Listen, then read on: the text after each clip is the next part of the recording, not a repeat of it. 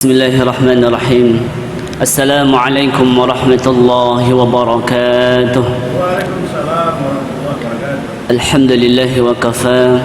Wassalatu wassalamu ala nabiyyil mustafa wa alihi ahli sidqi wal wafa. Amma ba'd. Pengurus Masjid Jami' yang saya muliakan, Bapak Ibu rahimani wa rahimakumullah.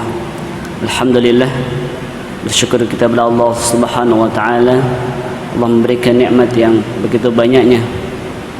Di antara nikmat yang selalu kita syukuri adalah nikmat iman, Islam, kesehatan yang selalu Allah berikan kepada kita sehingga kita diberikan istiqamah di dalam menjalankan perintah Allah Subhanahu wa taala dan menjauhi larangannya. Salawat dan salam untuk qudwah hasanah Rasulullah sallallahu alaihi wasallam. Allahumma salli ala Muhammad wa ala ali Muhammad. Mudah-mudahan Allah Subhanahu wa taala menjadikan kita nanti di Jannatul Firdaus tetangga Rasulullah sallallahu alaihi wasallam. Amin ya rabbal alamin. Bapak Ibu, insyaallah ya, satu semester ke depan kita akan membahas kitab Adabul Mufrad ya. Silabusnya sudah saya serahkan ke seksi dakwah. Kitab Adabul Mufrad ini dikarang oleh Al-Imam Bukhari. Beliau mengumpulkan hadis-hadis tentang akhlak, tentang adab sebanyak 1322 hadis Nabi ya. Jadi jumlahnya berapa? 1322 hadis. Ini semuanya bicara tentang akhlak, membahas tentang adab ya. Kenapa adab begitu penting? Karena Rasulullah sallallahu alaihi wasallam diutus ya, untuk umatnya liutammima makarimal akhlak, yaitu untuk menyempurnakan akhlak manusia. Sehingga seseorang sering mengira bahwa dosa besar itu adalah meninggalkan sholat, dosa besar itu makan riba, dosa besar itu zina, dan orang tidak menyadari bahwa ternyata ada dosa besar yaitu akhlak yang buruk. Bahwa akhlak yang buruk ini juga termasuk dosa besar, bahkan bisa menghilangkan atau menghapus amal ibadah kita. Sebagaimana hadis riwayat Tabrani, Rasulullah SAW bersabda, "Inna su'al khuluq."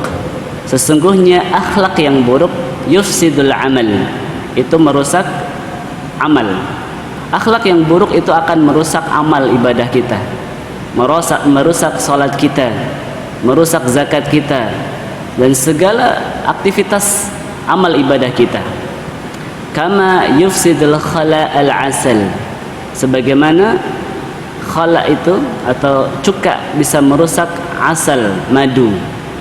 Kita campurkan cuka ya, yang di dalamnya ada madu ya, maka rusaklah madu itu.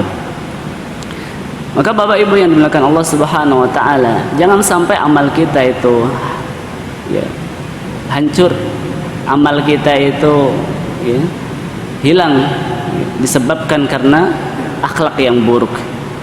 Maka begitu pentingnya akhlak ya, adab al-islami ya, akhlak al-islami ya. Maka beliau sampai menyusun satu buku yang kemudian bukunya diberi nama Al-Adab Al-Mufrad ya. Hadis-hadis yang berbicara khusus tentang adab. Kemudian juga ada perkara yang menyebabkan seseorang itu berat nanti timbangannya di mizan, yaitu apa? Al-khuluq al-hasan. Inna athqala syai'in fil mizan al-khuluq al-hasan. Sesungguhnya nanti Bapak, yang memberatkan timbangan kita atau amalan yang memberatkan timbangan kita di mizan, yaumul mizan, di hari timbangan amal, itu adalah al-khuluq al-hasan, akhlak yang baik. Maka Rasulullah SAW adalah figur teladan yang paling baik akhlaknya, yang beliau ajarkan sampai menggores sahabat, membekas sahabat ya, sehingga beliau mampu menjadikan satu generasi terbaik. Apa yang menyebabkan beliau berhasil?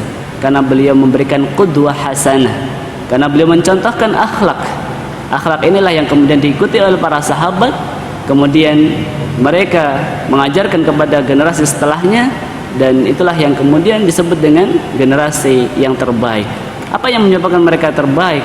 Karena akhlaknya, akhlak yang kemudian menjadikan menghiasi dalam ibadahnya, dalam ketaatan, hubungan dia dengan Allah Subhanahu wa taala, juga hubungan dengan manusia sesama makhluk. Al-Imam Bukhari kemudian beliau menjadikan pembahasan yang pertama tentang bakti anak kepada kedua orang tua. Allah Subhanahu wa taala berfirman, "Wa wassaynal insana biwalidayhi husna." Surah Al-Ankabut ayat 8.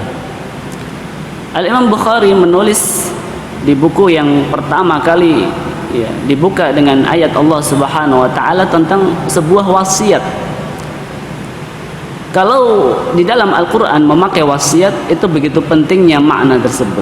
Maka sering ada wasiat takwa, ada wasiat berbuat baik kepada orang tua. Begitu pentingnya lafaz tersebut sehingga Allah memakai wasiat. Maka kalau kita jumpai di dalam Al-Quran berisi tentang wasiat, wa wassayna, dan kami wasiatkan, itu berarti memberikan arti yang muhim, ihtimam. Begitu pentingnya maka Allah memakai kata wasiat.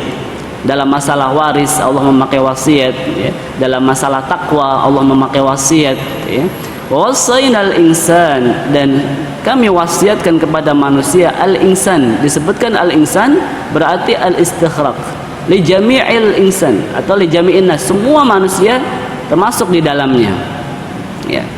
Perintah untuk apa? Berbuat baik kepada kedua orang tuanya. Ini ayat yang ditulis oleh Al-Imam Bukhari sebagai pembuka kitabnya tentang perintah wasiat berbuat baik kepada kedua orang tua. Lalu beliau kemudian menuliskan hadis. Ada seorang sahabat yang bernama Abdullah ibnu Mas'ud. Beliau, sa'altun Nabiyya sallallahu alaihi wasallam, aku bertanya kepada Nabi sallallahu alaihi wasallam.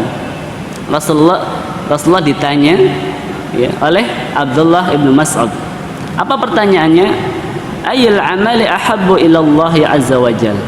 Ya Rasulullah, apa amal yang paling dicintai Allah Subhanahu wa taala? Kalau amal yang dicintai banyak Bapak Ibu, tapi yang paling dicintai oleh Allah Subhanahu wa taala, Abdullah ibnu Mas'ud, seorang sahabat yang punya kebiasaan melayani Nabi. Beliau kalau Nabi pergi, yang menyiapkan siwak, kayu siwak, itu Abdullah ibnu Mas'ud. Yang menyiapkan air wudhu Nabi, Abdullah ibnu Mas'ud. Suatu hari ketika Rasulullah dengan para sahabatnya sedang safar, melakukan perjalanan, Rasulullah membutuhkan siwak, maka Abdullah ibnu Mas'ud naik mengambil kayu siwak, sampai kemudian ada angin yang besar dan tersingkaplah betis Abdullah ibnu Mas'ud. Apa yang terjadi? Sahabat menertawakan. Lalu Rasulullah SAW bertanya kepada sahabat, wahai sahabat, apa yang menjadikan engkau tertawa? Apakah engkau menertawakan Abdullah ibnu Mas'ud itu? Apakah engkau menertawakan betis Abdullah ibnu Mas'ud yang kecil itu? Ketahuilah wahai sahabatku bahwa betis Abdullah ibnu Mas'ud itu nanti ketika ditimbang di mizan lebih berat daripada gunung Uhud.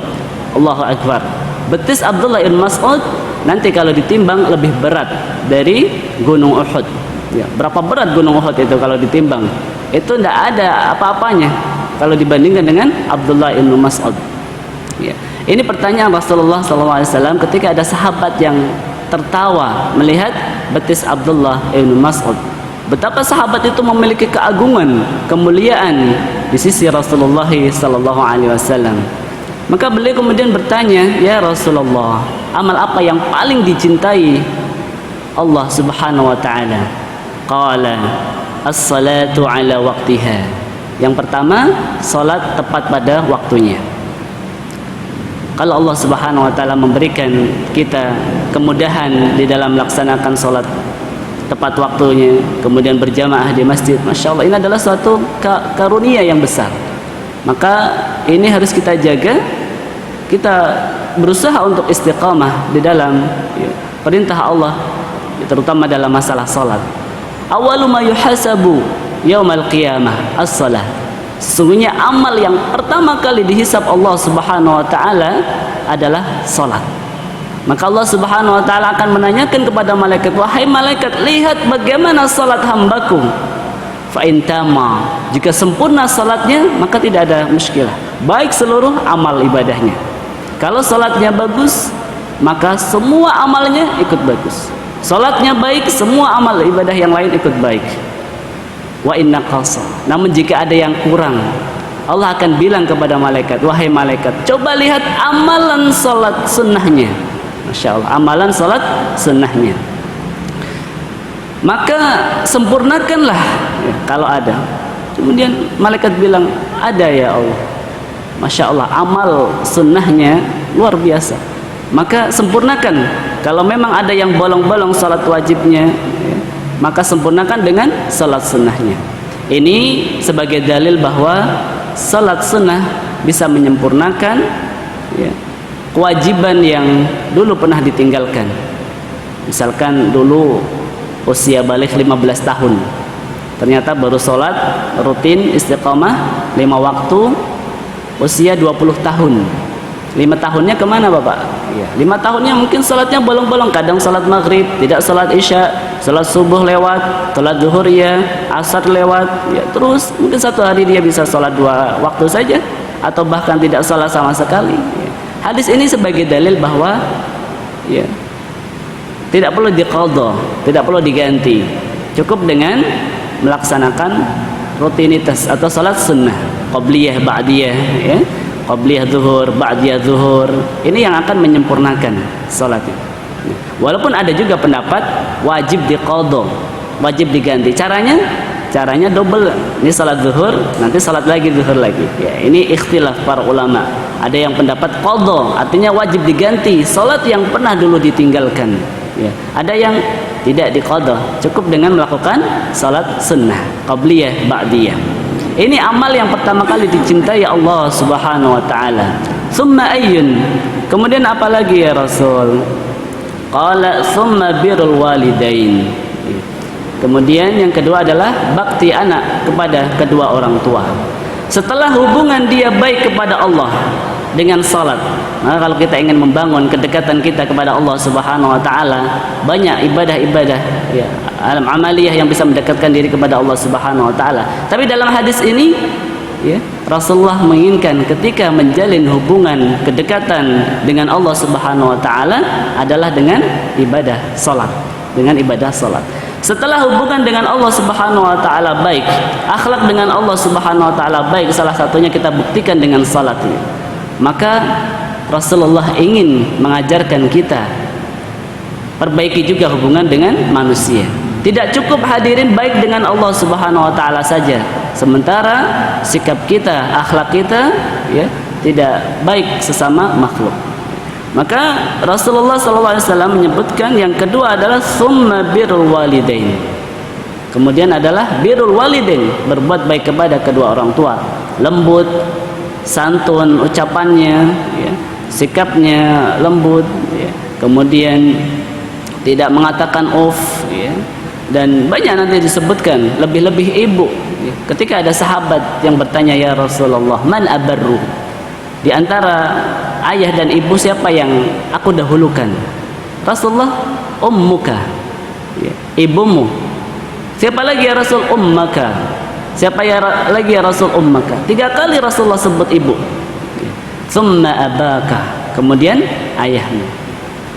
Ternyata hadis ini memberikan pelajaran bahwa ibu memiliki 3 hal yang tidak bisa dilakukan oleh seorang ayah. Walaupun ayah sangat berjasa kepada kita, beliau bekerja mencari nafkah untuk biaya sekolah kita, untuk keberhasilan kita, tetapi ada 3 hal yang tidak bisa dilakukan oleh seorang ayah. Apa? Yang pertama mengandung, kemudian yang kedua melahirkan, yang ketiga menyusui. Alasan inilah kemudian Rasulullah menyebut ummaka, ummaka, ummaka, ibumu, ibumu, ibumu, tsumma abaka, kemudian bapakmu. Lalu siapa lagi? Tsummal aqrabu fal aqrab, kemudian kerabat yang terdekat ya. abang kita, adik kita, ya, dan yang lebih dekat lagi. Ya. Ini gambaran ya, ketika kebaikan kita, ya, bakti kita, ya, tidak membeda-bedakan, tetapi ada skala prioritas dalam hadis tersebut. Ya.